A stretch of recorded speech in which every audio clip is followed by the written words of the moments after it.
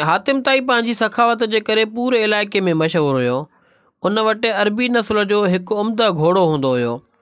ख़ूबसूरती ऐं तेज़ रफ़्तारी में ही घोड़ो लाजवाब हुयो। रूम जे बादशाह जी दरबार में हातिम ताई जी सखावत ऐं उन जे घोड़े जे बारे में गुफ़्तगू पिए थी। हर माण्हू पंहिंजी पंहिंजी मालूमात मुताबिक़ हातिम जी तारीफ़ पिए कई। दरबारियुनि जूं उहे ॻाल्हियूं ॿुधी बादशाह चयो, जेसीं आऊं आज़माईंदुसि न तेसीं यकीन न कंदुसि। बादशाह वज़ीर खे चयो, तूं कुझु माण्हू वठी हातिम वटि वञ ऐं उन खां घोड़ो घुर।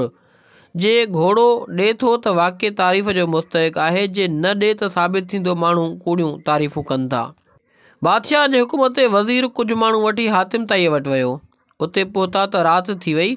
मौसम बि ख़राबु हुयो। मींहुं गोड़ खिवण जा चमकाट पिए थिया। उन ज़माने में अहिड़ी मौसम में एतिरनि महिमाननि जे खाधे ऐं आराम जो इंतज़ामु करणु मुश्किल हुयो। पर हातिम ख़ुशदिलीअ सां महिमाननि जो इस्तक़बाल कयो। मानी तयारु कराई, दस्तरख़्वान विछाए, लज़ीज़ भुॻल गोश्त महिमाननि जे अॻियां पेश कयो। खाधे खां पोइ बिस्तरा लॻाए उन्हनि खे आराम करण जो चयो वियो। सुबुह थी त वज़ीर हातिम ताईअ खे पंहिंजे अचण जो मक़सदु ॿुधायो त बादशाह तव्हांजी सखावत ऐं घोड़े जी तारीफ़ ऐं शोहरत ॿुधी मूंखे मोकिलियो आहे त तव्हां खां घोड़ो वठी अचां। छा तव्हां घोड़ो ॾियो था बादशाह लाइ?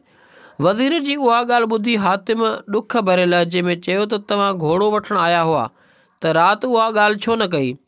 अगरि राति घोड़े जी ॻाल्हि कयो हा त राति आऊं उहो घोड़ो ज़िबह करे तव्हांखे न खारायां हा। राति तूफ़ान ऐं मींहुं हुयो, उन करे ॿिए कंहिं जानवर जो इंतज़ाम थी न सघियो।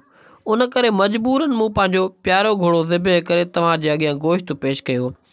आऊं उहो कीअं गवारा कयां हा त महिमान अचनि ऐं उहे बुखिया सुम्हनि? ईअं थी नथो सघे।